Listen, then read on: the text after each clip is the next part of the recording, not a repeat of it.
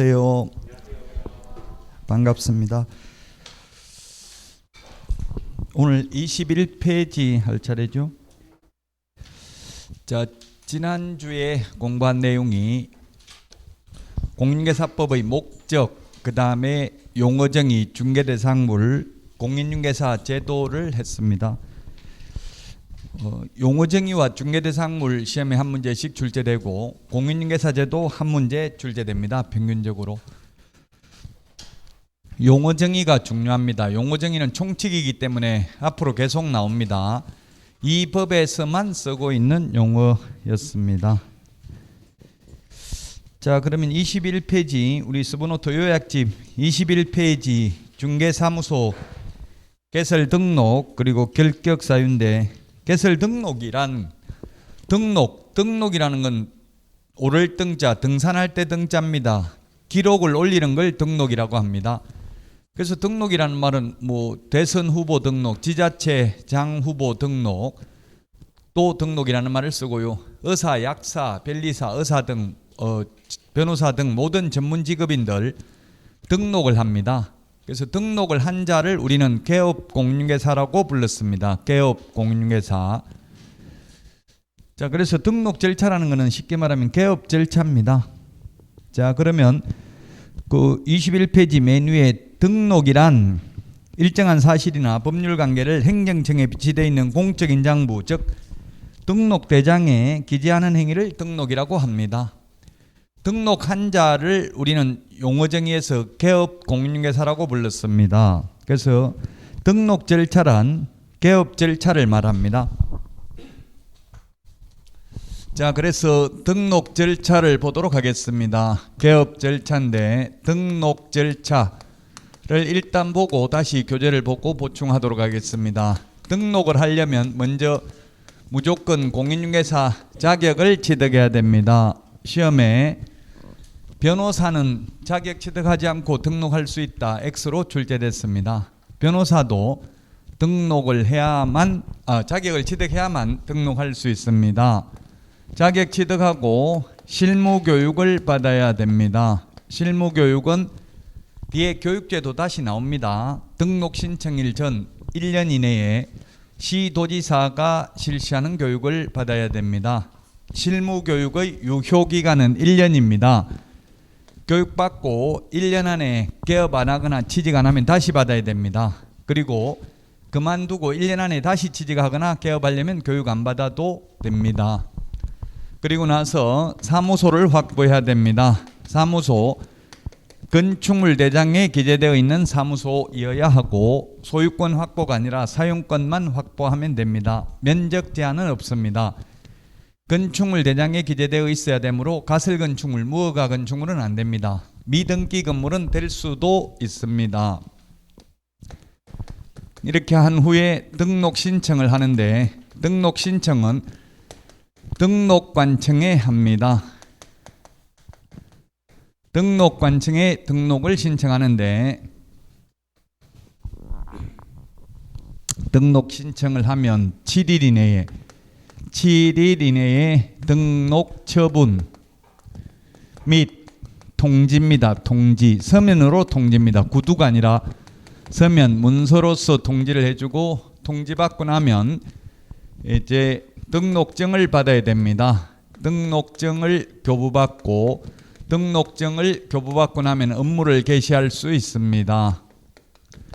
등록을 한 날로부터 업무 개시는 3개월 이내에 해야 됩니다. 3개월 이내에 안 하면 휴업신고 해야 됩니다.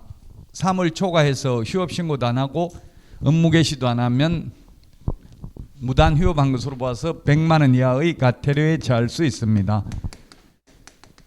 그 다음에 손해배상을 보장하기 위한 보정 설정도 업무 개시 전에 하라고 되어 있습니다.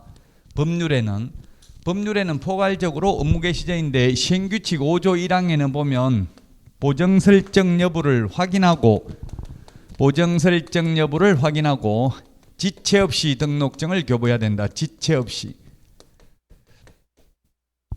등록 처분 통지는 7일, 등록증 교부는 지체 없이입니다. 지체 없이 등록증을 교부해야 됩니다. 그리고 중개 행위에 사용할 인장 등록도 등록 신청하면서 해도 되고, 그 다음에 소속공인회사 고용신고하면서 해도 되고, 별도의 인장 등록 신고서에 의해서 해도 되는데, 업무 개시 전에 중개 행위에 사용할 인장을 등록하라고 되어 있습니다. 그러나 구체적으로 본다면 이 등록증에 등록된 도장을 찍어야 되니까 등록증 교부 전에 인장 등록해야 됩니다. 따라서 보정설정이나 인장 등록증 받고 나서 업무 개시 전에 해도 된다. 이거는 X고, 그냥 아무 말 없이 포괄적으로 업무 개시 전에 보정설정 해야 된다, 인장 등록해야 된다, 이 말은 옳은 지문입니다.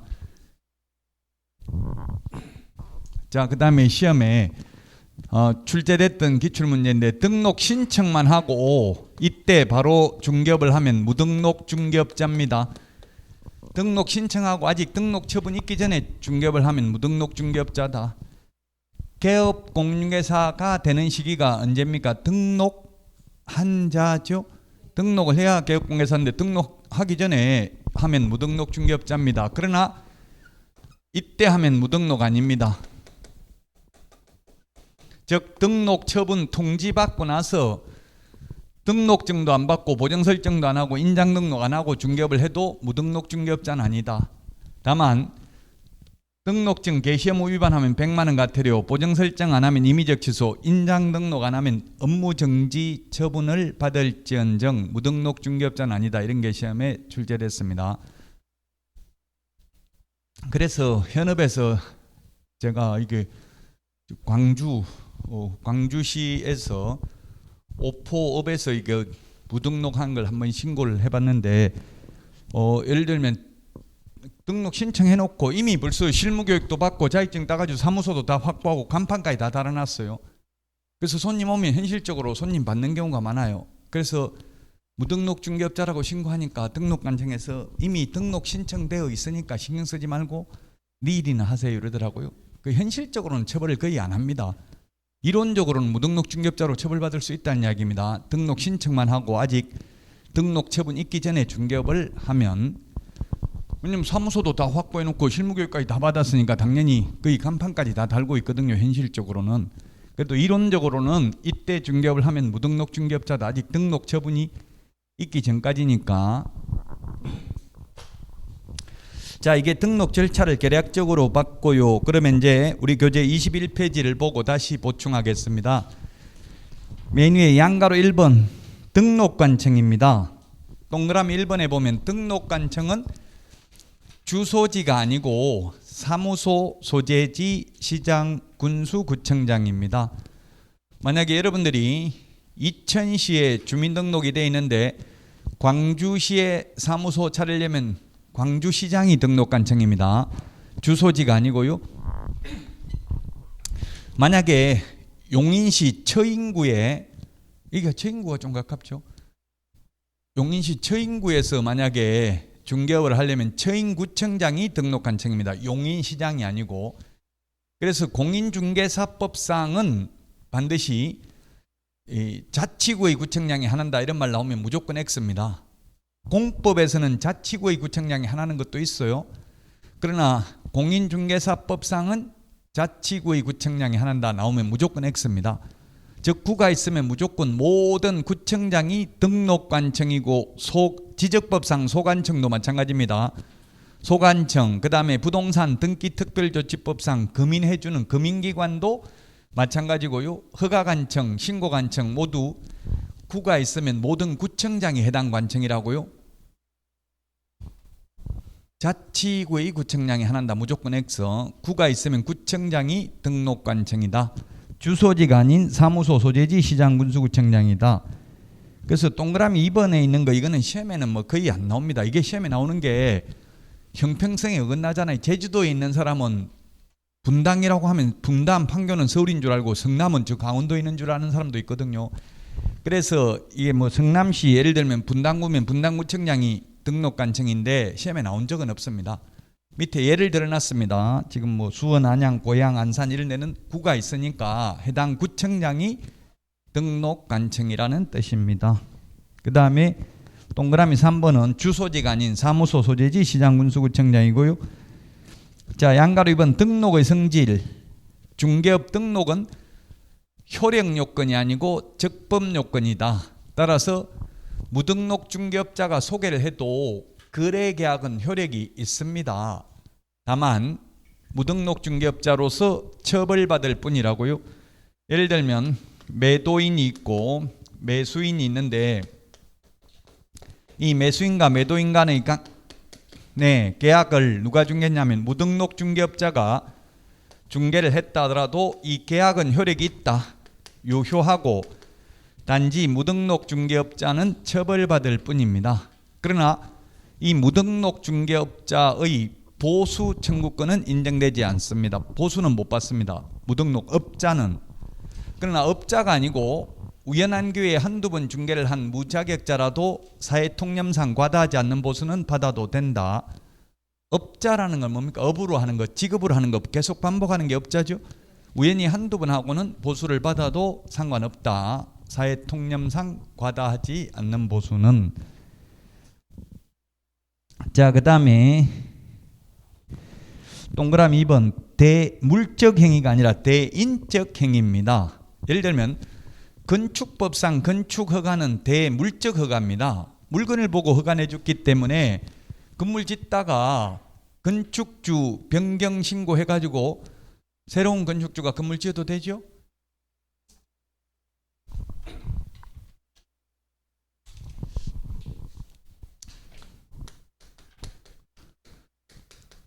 등기법에 모두 생략 등기 나와요, 안 나와요? 나와요. 중간 생략 등기. 중간에 생략하는 게 중간 생략 등기. 요즘은 모두 생략 등기를 많이 하죠. 모두 생략 등기 이런 걸 빌라 같은 거 또는 다가구 이런 거 지어가지고 건축주가 실제 다 지어놓고도 소유권 보존 등기를 안 하고 그냥 매수인이 소유권 보존 등기를 하는 거예요. 매수인이 건축주 변경 신고해가지고 중간에 세금을 줄이기 위해서 이렇게 많이 하죠. 모두 생략 등기, 모두 발은 머리를 앞에를 생략한다는 이야기입니다. 중간을 생략하는 게 아니고. 그래서 모두 생략 등기, 모두 발은 이런 말 하죠. 모두 발은 뭐 한자 안 적어도 아마 모두 발은 이런 말은 들어봤을 겁니다. 모두 생략 등기. 자, 그래서 등록은 대인적 행위니까 양도 대여가 불가능합니다. 사람이 죽으면 등록의 효력도 자동으로 상실합니다. 별도의 등록 취소 처분이 없어도. 동그라미 3번 자유재량 행위가 아니라 기속 행위다. 이 말은 등록 신청하면 요건을 갖추면 무조건 등록을 해 주어야 한다. 22페이지 메뉴에 4개를 적어놨는데요.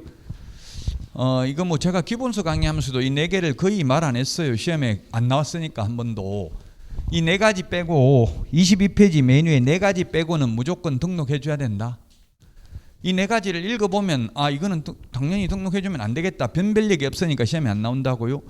1번 기억은 뭡니까? 자격증도 안 따고 등록 신청한 경우. 리언은 결격 사유. 예를 들면 교도소에서 출소하고 3년도 안 된 사람이 신청한 경우. 그 다음에 디귿은 만약 법인이면 대표자는 공인중개사이어야 하며 대표자를 제외한 임원 또는 사원의 3분의 1 이상이 공인중개사이어야 하죠. 이런 요건을 갖추지 아니한 경우. 리얼 이거는 제가 한번 당했는데요. 어느 날 등록 신청을 하려고 하니까 저기 지방세과 갔다 오라더라고요. 그래서 그때는 뭔지도 모르고 왜요 이러니까 말도 안 하고 그냥 귀찮은 듯이 공무원 옛날에 말도 안 하고 그냥 가라 하더라고요. 그래서 지적민원과에서 가라고 해서 왔는데요 하니까 지금 우리는 부동산이 이게 부동산 직렬이 없어요. 공무원이 부동산 전문 공무원이 없다고요. 지적과 이런 지적 전문 한심 기술직 공무원이에요. 기술직 공무원 이게. 그래서 이제 우리가 지금 새 정부에다가 민원도 부동산 박사에서 민원도 넣었는데 부동산 전문 직렬을 뽑아라고. 지적민원과니까 이게 모른다고. 공인중개사법 전혀 몰라요. 공인중개사법 공부해가지고 합격한 공무원이 아니죠. 지적법만 공부했으니까. 가니까 재산세 안 냈네 이러더라고. 재산세 이게 뭐냐면 그 밖에 이 법 또는 다른 법령의 제한에 따른 위반이 된 경우, 즉 세금 안 내고 이러면 1억 안 받을 수 없더라고요. 그래서 세금 다 내니까 바로 등록을 해주더라고요. 시험에 나온 적은 없습니다. 양가로 3번 동그라미 1번 시험에 3번 출제됐습니다. 가로 안에 소속 공인회사 제외한다. 이게 3번 출제됐다고요. 즉 소속 공인회사는 개업할 수 있다 없다? 없다인데 이게 시험에 나오니까 이신청을 학생들이 이신청한 거 보니까 그러면 개업할 사람은 취직하면 안 되냐? 소속 공인회사 개업이 안 된다고 하면 이렇게 질문 올렸는데 그만두고 가능하다고요? 취직돼 있으면 그만두고 개업해야지 그만 안 둔 상태에서는 개업 안 된다 이 뜻이죠? 예, 그래서 그만둬야 됩니다. 왜냐하면 그만 안 두고 개업하면 상도에 어긋나는 거잖아요. 이중 소속이라서 안 된다. 이게 시험에 3번 출제됐고요. 소속 이걸 근데 만약 시험에 나오면 소속 공인회사 포함한다 이렇게 하면 어려워요. 이게 소속 공인회사 제외한다. 즉 소속 공인회사는 개업이 안 된다. 반드시 공인중개사 또는 법인은 대표자가 공인중개사여야 되죠. 이 말은 한마디로 자격증을 따야 된다. 자격증 안 따고는 개업할 수 없다는 뜻입니다. 자, 그 다음에 동그라미 2번은 외국 법인도 자격증 땄으면 등록할 수 있습니다. 다만 우리나라 사람이 외국 가서 자격증을 따도 공인중개사가 아니니까 등록할 수 없습니다. 자, 그 다음에 양가로 4번 등록 신청은 아까 말했습니다. 사무소 소재지 시장 군수구청장에게 등록을 하면 되겠습니다. 등록 신청하면 나머지 교육 같은 건 다 나중에 다시 나오고요. 맨 마지막에 동그라미 5번 판례인데 변호사도 공인중개사 자격증을 취득하지 않고는 등록할 수 없다. 변호사가 그러면 중개업을 못한다 이런 뜻은 아니에요. 변호사는 법률행위 대리를 업으로 할 수 있기 때문에 중개해주고 보수받아도 상관없습니다. 단 등록을 못하니까 부동산, 간판에 공인중개사 사무소 이런 걸 못 적을 뿐이에요. 그러면 손님이 변호사 사무실에 중개해달라고 찾아가는 경우는 없죠. 만약에 스스로 찾아가가지고 매수인 매도인 찾아가서 계약서 작성해 주세요 하고 작성해주고 돈 받아도 상관은 없어요. 변호사는. 그러나 등록을 할 수 없기 때문에 등록증 이런 걸 걸어놓을 수는 없다는 이야기. 사무소에. 그리고 간판에다가 부동산이라는 말을 쓸 수 없어요. 부동산 중개사무소 이런 걸 쓸 수는 없어요. 변호사가. 자, 23페이지 등록 신청 서류인데요. 우리 그 핵심 비교 정리 프린터는 2번에 있습니다. 그 등록 신청서 기억은 시험에 안 나왔고요. 당연히 등록하면 등록 신청서 들어가고 휴폐업 신고하면 휴폐업 신고서 들어가죠. 그래서 그건 당연히 시험에 안 나오고요. 니은 실무교육 수료증 4본 제출해야 됩니다. 다만 가로 안에 실무교육을 위탁받은 기관 또는 단체가 실무교육 수료 여부를 등록관청이 전자적으로 확인할 수 있도록 조치를 한 경우는 제외한다. 제가 동국대학교하고 그 협회 경기 북부지부에서 실무교육 강사를 하는데 보니까 동국대는 이게 확인할 수 있도록 조치를 하더라고요. 국토부에서 그 지정한 인터넷 홈페이지에다가 입력을 한대요. 그 수료한 사람. 그러면 사실상 제출을 안 해도 된다는 이야기입니다. 이때까지 실무교육을 현장 교육을 하다가 코로나 때문에 지금 인터넷으로만 했었습니다. 근데 아마 올해부터는 또 이제 현장 강의를 할 가능성이 있습니다. 28시간 이상 32시간 이하니까 4일 동안 교육받습니다. 실무교육. 그 다음에 디귿 여권용 사진인데요. 이거 시험에 여권용 사진 한번 출제됐습니다. 여권용 사진 제출 안 해도 된다. 제출해야 됩니다.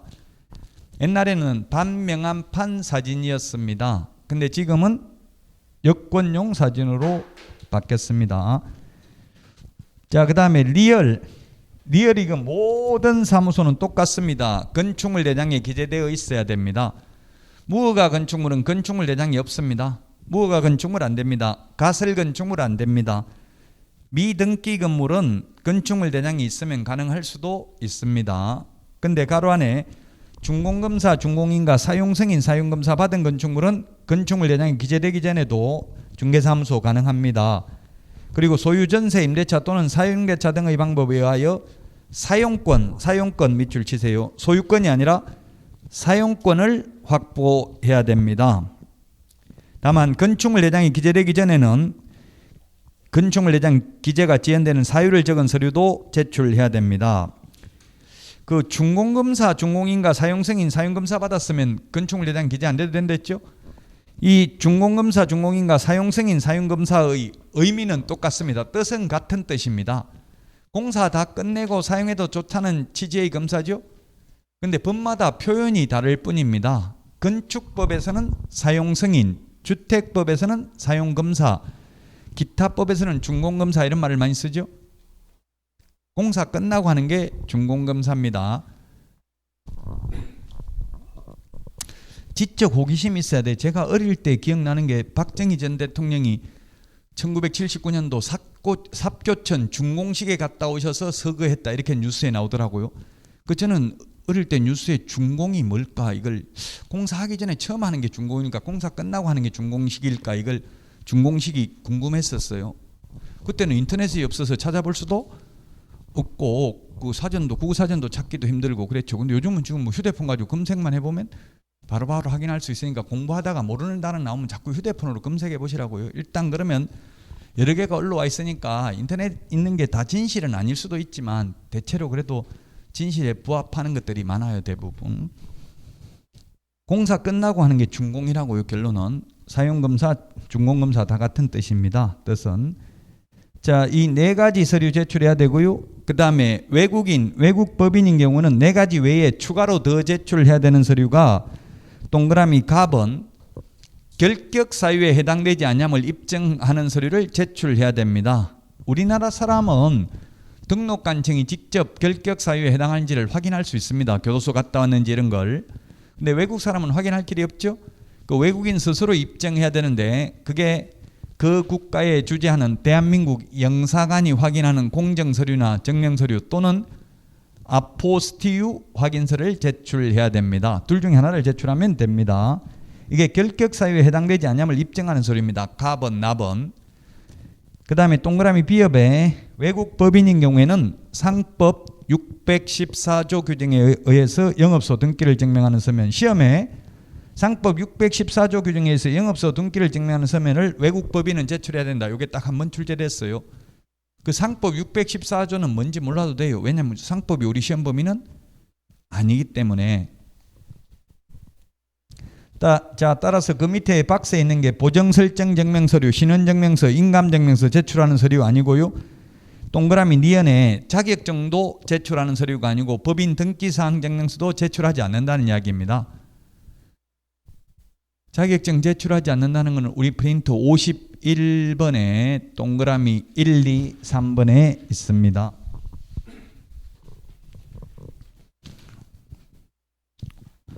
(51번에) 동그라미 1, 2, 3번에 있으니까 찾아보려면 빨리, 제가 부를 때 보려면 빨리 보고 안 보려면 그냥 번호만 적어놔야 돼요. 끝날라고 넘어가려고 하면 그때 찾으면 이제 스트레스 받는다고 저는 또 다음 거 이야기하고 있는데, 프린트 찾으려고 하면 프린트 진짜 말씀드리기가 이거 조심스러워요. 한번 프린트 몇 번 말하기가 찾는데 시간이 많이 걸리니까. 다 찾았어요? 51번에 1번에 있습니다. 1, 2, 3번 자격증 4번 미제출입니다. 등록 신청, 두 번째 분사무소 설치 신고, 세 번째 고용 소속관계사 고용 신고, 세 번. 프린터 안 가져왔으면 우리 요약집 맨 뒤에 따로 또 돼 있죠. 부록으로. 자, 그 다음에 24페이지입니다. 메뉴에 수수료 내는 경우입니다. 이거는 우리 프린트는 52번에 있습니다. 그 같은 내용이니까요. 52번에 있고요. 1번 응시 수수료와 2번 자격증 재교부 수수료는 시도조례입니다. 자격증을 재교부할 때는 수수료 냅니다. 그러나 자격증을 처음에 교부할 때는 수수료 안 내죠. 그 오른쪽에 동그라미 3번 자격증 교부 신청은 수수료 안 냅니다. 즉 여러분들이 합격하면 자격증 공짜로 줍니다. 분실하면 수수료 내고 재교부 받아야 됩니다. 자, 그 다음에 3번 등록 신청, 4번 등록증 재교부 신청, 5번 분사무소 설치 신고, 6번 분사무소 설치 신고 확인서 재교부 신청의 경우 수수료 내야 됩니다. 지금 알아야 될 거는 등록 신청, 그 다음에 등록증 재교부 신청 두 개만 알면 됩니다. 이번 시간 진도와 관련이 있는 거는, 관련 없는 것까지 다 같이 정리를 해 놓은 겁니다. 자, 그 다음에 맨 밑에 양가로 5번. 양가로 5번 오른쪽에 법인의 등록 기준이 중요합니다. 이번 시간 가장 중요한 게 법인의 등록 기준입니다. 법인의 등록 기준인데 그 메뉴에 보니까 다른 법률의 규정에 의해서 중개업을 영위할 수 있는 이른바 특수법인은 제외다. 즉 특수법인이 지역농협, 산업단지 관리기관, 지역산림조합, 한국자산관리공사 등이 있는데 이런 경우는 자격증 없어도 된다는 이야기입니다. 특수법인은 제외한다 이 말은 특수법인은 자격증 있는 사람이 한 명도 없어도 중개업을 할 수 있다는 뜻입니다. 특수법인이 아닌 이상은 특수법인은 다른 법률의 규정에 의해서 중개업을 영위할 수 있는 법인을 특수법인이라고 하죠. 공인중개사법상은 무조건 자격증을 취득해야 된다. 왼쪽에 있는 그 개인 등록 기준은 중요하지 않아요. 왜냐하면 이게 두 개이기 때문에 오지선다행 내기가 어려워요. 근데 오른쪽에 있는 법인의 등록 기준은 5가지니까 오지선다행에 시험에 잘 출제되고 아마 여러분들이 모의고사 2번 봤기 때문에 출제됐었을 거예요. 이거는 거의 해마다 95% 이상입니다. 출제될 확률이 95% 이상입니다. 그 모의고사가 고통스럽기는 하지만 그래도 시험은 봐야 돼요. 어느 파트가 중요한지 어느 파트에서 시험에 나온지가 중요하니까요. 자, 법인의 등록 기준이 있는데 첫 번째 상법상 회사 또는 협동조합 기본법에 의한 협동조합으로서 자본금 5천만 원 이상이어야 합니다.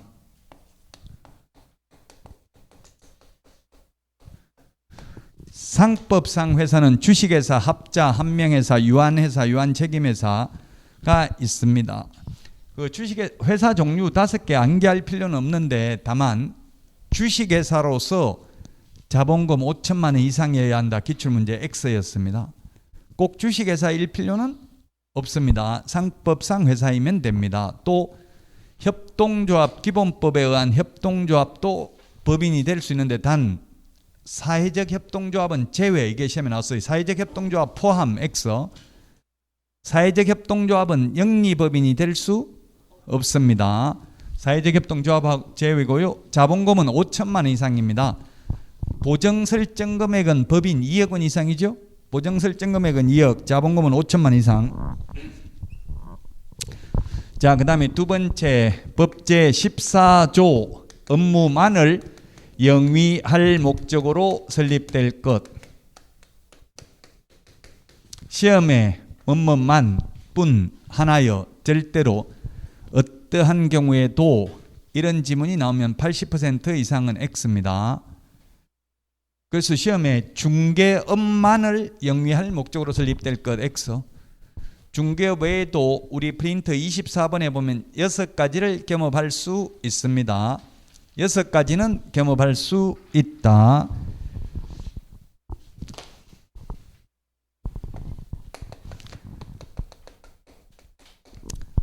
대표자는 공인중개사이어야 합니다. 대표자는 공인중개사이어야 하며 대표자를 포함하는 게 아니라 제외한 임원 또는 사원의 3분의 1 이상이 공인중개사입니다. 이 선비사자.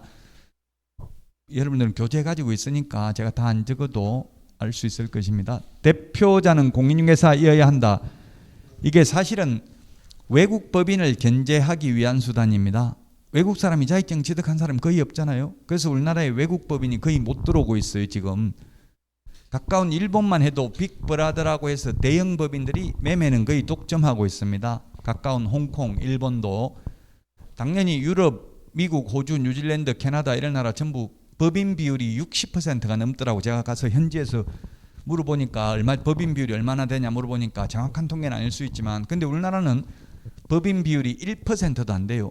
11만 개의 개업공개사 중에서 1000개도 안 된다고. 법인이 우리나라에서 중개법인이라고 하면 기획부동산, 디벨로퍼, 사기꾼 이런 이미지가 강하게 있어요. 다 그런 거 아니지만 일부 기획부동산에서 이제 한 개 전체 기획부동산 대부분 개업공개사 아닌 사람도 많거든요. 근데 그냥 개업공개사라고 생각해. 부동산 업자 같은 그냥 사람이라고 생각하는 경우가 많잖아요. 자, 그래서 대표자는 공인중개사이어야 하고 대표자 포함하는 게 아니고 제외한 임원 또는 사원의 3분의 1 이상이 공인중개사이다. 기출문제. 대표자 제외하고 임원이 7명이면 이 중에서 공인중개사는 2명 이상이면 된다. X로 출제됐어요. 6명이 3분의 1이 2명이죠. 그럼 7명이면 2.333명이니까 3명 이상이 돼야 됩니다. 사람을 2.3으로 쪼갤 수는 없잖아요. 만약에 법인의 경우 대표이사 1명 있고 나머지 임원이 반드시 1명은 더 있어야 됩니다. 우리 상법에서는 자본금이 10억 미만이면 이사 1인으로도 주식회사 설립할 수 있어요. 임원 1명으로도. 그러나 상법과 달리 공인중개사법에는 대표자를 제외하고도 임원이 있어야 된다. 단 뭐 자본금이 10억 미만인 경우는 그러하지 아니하다 이런 예외가 없잖아요. 그럼 무조건 1명은 더 있어야 된다고. 대표이사 빼고도 임원이.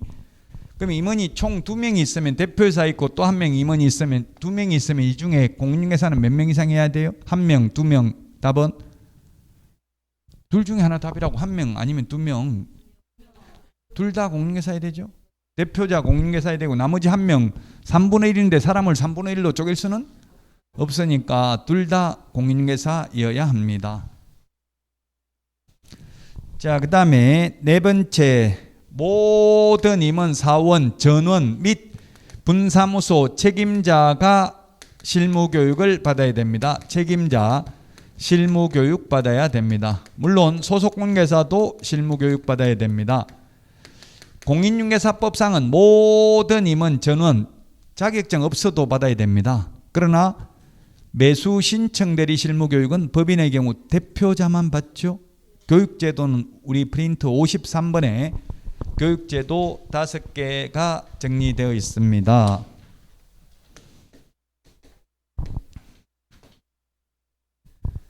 그 다음에 건축물 대장에 기재되어 있는 사무소를 확보해야 된다. 건축물 대장 기재된 모든 사무소는 똑같습니다. 개인 사무소든 범인 사무소든 분사무소든 이전 전의 사무소든 이전 후의 사무소든 모두 똑같습니다. 건축물 대장에 기재되어 있어야 되고 가설 건축물, 무허가 건축물은 안 되고요. 면적 제한은 없습니다.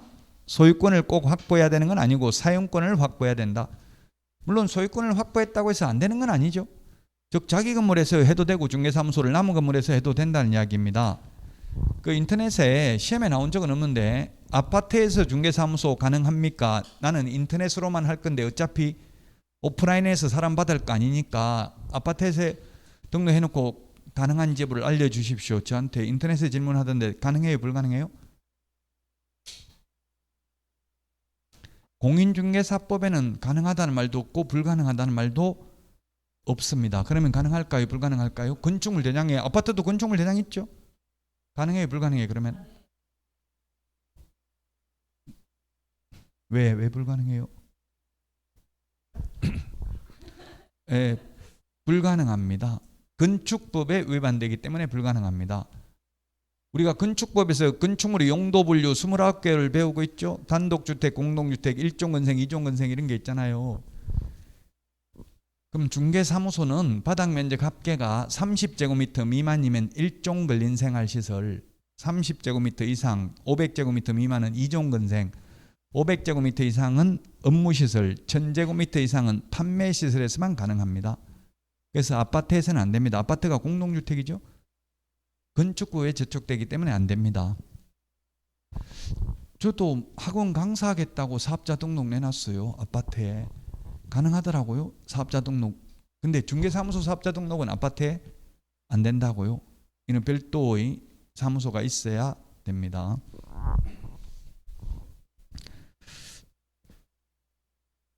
학원 강사 아파트에 그 사업자 등록 내니까 세무서에서 사업자 등록 안 내고 그냥 해도 되는데요 이러더라고요. 그래서 난 내고 세금 많이 내고 싶다. 세금 내고 싶다는데 왜 안 해주냐 하니까 해주더라고요. 왜냐하면 이제 저 같은 경우는 중개사무소 할 때 사업자 등록 그대로 가지고 있어요. 그냥 업태 업종만 바꾸고 아마 사업자 등록번호는 똑같은 것 같더라고요. 옛날 그 변경이 안 되고 그대로 가지고 있고 업태 업종만 바꾸면 또 다른 사업으로 바꾸면 돼요. 나중에 또 중개업하려면 별도로 사업자 등록 안 내고 있던 거에다가 그냥 업태 업종 이런 것만 추가를 하면 돼요. 그래서 여러분들도 사업자 등록에 중개업 딱 하나만 적지 말고 컨설팅 뭐 그 그런 거 여러 가지 하는 걸 다 적는 게 좋아요. 그다음에 은행 근저당 설정하고 돈 받는 거 이런 것도 있잖아요. 그 컨설팅 뭐 이런 거 또 뭐지 이삿짐 센터 알선 뭐 도배업체 알선업 이런 거 많이 적어 놓는 게 좋아. 우리 경험할 수 있는 거 많이 있잖아요. 그 중에서 주로 도배업체, 인테리어 업체 소개해주고 이삿짐 센터 소개해주고 시켜주고 이런 거 하고 돈 많이 받거든요. 그런 거 업태 업종에다 적어 놓는 게 좋아요. 여러 개 적어 놓고 나중에 뭐 종합소득세 신고하면 문제될 게 없죠. 중개보수 초과해서 받았다 이렇게 할 가능성이 있잖아요. 그럼 컨설팅 한다 해놓고 컨설팅 영수증 교부하고 컨설팅 수수료 얼마 받았다고 사업자 그 소득세 종합소득세 신고할 때도 신고하고 그러면 나중에 크게 문제될 건은 없다는 이야기입니다. 물론 또 컨설팅 보고서 이런 걸 자료도 어느 정도 근거는 가지고 있어야 돼. 전혀 판례는 컨설팅은 해주지도 않고 오로지 중개보수를 초과해서 받을 목적으로 명의만 컨설팅이라고 영수증을 발급했다 하더라도 공인중개사법에 저촉된다는 판례도 있어요. 실제 컨설팅 해주고 컨설팅 수수료 많이 받는 건 상관이 없다는 이야기입니다. 자, 그래서 이게 가장 중요하다. 5개 이번 시간 하는 것 중에서 자 25페이지 양가로 6번 등록 통지 두 번째 줄에 있네요. 두 번째 줄에 7일이네. 그 우리 프린터 2번 맨 밑에 두 번째 까만 별표를 보면 중개사무소 개설 등록 처분 통지는 7일, 매수 신청 내린 등록은 14일. 이런 숫자가 14일, 7일 둘 다 시험에 출제됐습니다. 7일 이내에 등록 처분 통지를 해줍니다. 동그라미 2번, 동그라미 2번에 동그라미 기역에 두 번째 줄, 첫 번째 줄 보정 이 칠판에 적어 놓은 겁니다. 보정 설정 여부를 확인하고 지체 없이 등록증을 교부해야 된다. 자, 그 다음에 26페이지 요약집 26페이지에 보면은 맨 위에 동그라미 3번 이런 등록증을 교부한 때에는 다음 달 10일까지 협회에 통보합니다. 우리 프린터는 25번에 있고요. 요약집 26페이지 6가지입니다. 등록증을 교부한 때에는 통보하는데 등록증 재교부한 때는 통보하지 않는다고 돼 있죠. 25번에 프린터 동그라미 1번에 재교부는 통보하지 않습니다. 그럼 요약집 26페이지 그 메뉴의 기역 뒤에다가 재교부 X 적어 놓으면 되겠죠. 등록증 재교부는 통보 안 하고요. 그 다음에 휴폐업사 신고사항, 분사무소 설치 신고사항, 등록 취소 업무 정리 등 행정처분사항, 사무소 이전 신고, 고용인 고용관계 종료 신고사항 이 6가지를 다음 달 10일까지 협회에 통보합니다. 7번 이중등록 등의 금지입니다. 이중등록 등의 금지. 우리 프린터는 53번에 있습니다. 표 밑에 이중 등록이 있고 이중 소속 그 다음에 이중 사무소하고 똑같이 처벌하는 게 이동이 용이한 임시 중개 시설물 소위 뜻다방.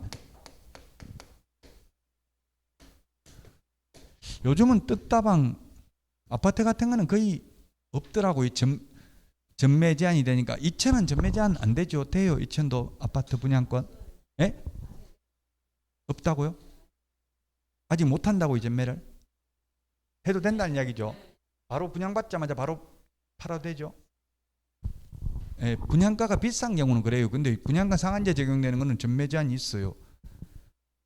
분양가 상한제 적용되는 거는 전매 제한이 뭐 길더라고. 분양가 대비 시세 대비 한 50% 이 정도 분양하면은 전매 제한이 뭐 7년, 8년 이렇게도 되고요. 최고 긴 게 10년 범위 내에서 전매 제한 할 수 있잖아요. 주택법 10년 범위 내에서죠. 그러니까 분양가에 따라 달라요. 이천은 분양가가 비싸니까 시세보다 오히려 비싸니까 바로 전매 가능한데 전매해도 살 사람이 없어요. 시세하고 똑같으니까. 그 전매 제한이 가능한 데는 보통 뜻다방 이런 게 있는 경우 있더라고요. 근데 주로 생활형 숙박시설 이런 거는 뜻다방 많이 있더라고요. 지금도 보면 아파텔 이런 거 보면 아파텔이라고 들어봤죠? 아파텔이 그냥 오피스텔을 아파텔이라고 하더라고요. 아파트형으로 지은 오피스텔을 흔히 아파텔이라고 하더라고요. 업무시설이죠. 자, 어쨌든 임시중개시설은 뭐 옛날에 많았잖아요. 이게 파라솔 천막 설치해 놓은 거 뜻다방. 대표적으로 지금 용인시 처인구 한숲시티라고 있어요. 한숲시티. 거기는 엄청나게 많이 있었어요. 이거는 뭐 악성 미분양이었죠. 그 입주할 때까지 미분양이 돼 있었는데, 왜냐면 분양가가 비싸니까. 그 당시 분양가가 800만 했어요. 논밭에다 지어놓고 허허벌판에. 실제 시세가 600만 원도 안 했을 시에 시세보다 훨씬 비싸게 분양하니까 미분양됐었죠. 자, 그 다음에 이중계약서, 이중지급. 이중지급이라고 시험에 나온 적은 없고 겸업이라고 나왔어요. 겸업이 이중지급이잖아요. 겸업, 두 가지 업무를 겸하는 거니까 이중지급. 자, 이중등록, 이중소속의 경우에는 개업공인중개사의 경우에는 절대적 등록 취소고, 소속공인중개사의 경우에는 이중소속하면 자격정지 처분을 받고요. 자격정지 기간 중에 이중소속하면 자격을 취소해야 됩니다. 이중사무소, 이중계약서가 있는데 개업공인중개사의 경우 임의적 취소, 그 다음에 소속공인중개사의 경우 이중계약서 적으면 자격정지 처분을 받고, 그 다음에 이중지급을 가지게 되면, 겸업을 하게 되면은 개인은 타법에서 규제하지 않는 한 적법행위입니다. 근데 법인은 법 제14조에 규정하고 있는 6가지만 겸업할 수 있고 6가지 업무 외의 업무를 하면 임의적 취소 사유에 해당됩니다. 이중등록, 이중사무소, 임시중개시설물까지는 1년 이하의 징역이나 1,000만 원 이하의 벌금입니다. 그러나 이중계약서, 다운계약서, 업계약서, 거짓계약서 다 같은 말이죠. 이건 징역벌금 대상은 아닙니다. 이중지급도 징역벌금 대상은 아닙니다. 그게 지금 26페이지 맨 밑에 있는 내용이고요. 27페이지 8번 등록의 효력 상실과 무등록 중개업입니다. 등록의 효력 상실과 무등록 중개업. 자, 무등록은 보면 태생적 무등록, 원초적 무등록이 있습니다. 태생적, 원초적 이런 말은 제가 쓰는 말이기 때문에 시험에 한 번도 태생적, 원초적 무등록 이런 말 나온 적은 없습니다. 정확한 법적 표현은 법 제9조 규정에 의해서 중개사무소 개설 등록을 하지 아니하고 중개업을 영위하는 자를 편의상 태생적 무등록, 원초적 무등록이라고 불렀습니다. 자, 그 다음에 후발적 무등록이 있는데 그게 효력 상실되는 게 개인 사망, 법인 해산되는 경우, 그 다음에 스스로 폐업 신고한 경우, 그 다음에 등록 취소 처분을 받은 경우, 이게 후발적 무등록, 이게 태생적 무등록. 무등록은 태생적이든 후발적이든 무등록 중개업을 하면 3년 이하의 징역이나 3천만 원 이하의 벌금. 그러나 무등록 중개업자가 중개를 해도 중개 행위의 효력은 유효하다. 다만 무등록 중개업자로 처벌받 3년 이하의 징역이나 3천만 원 이하의 벌금을 받을 뿐이다. 무등록 중개업자의 보수 청구권은 인정되지 않는다. 업자가 아니고 우연한 기회에 한두 번 중개를 했다면 사회 통념상 과다하지 않는 보수는 받아도 된다. 자, 절대적 등록 취소 사유에 해당됐다고 해서 무등록은 아닙니다. 예를 들면 파산 선고받고 중개업을 해도 등록 취소됐다는 말이 없는 한 무등록은 아닙니다. 근데 사망하고 나서 중개업을 자식이 상속인이 하게 되면 무등록이죠? 그건 무등록이고요. 법인 해산, 개인 사망만 등록 취소 처분이 없어도 등록의 효력이 상실됩니다. 자, 여기까지 하고 쉬었다가 개업공개사 등의 결격 사유 하도록 하겠습니다. 오늘 문제 미리 좀 풀어보시기 바랍니다.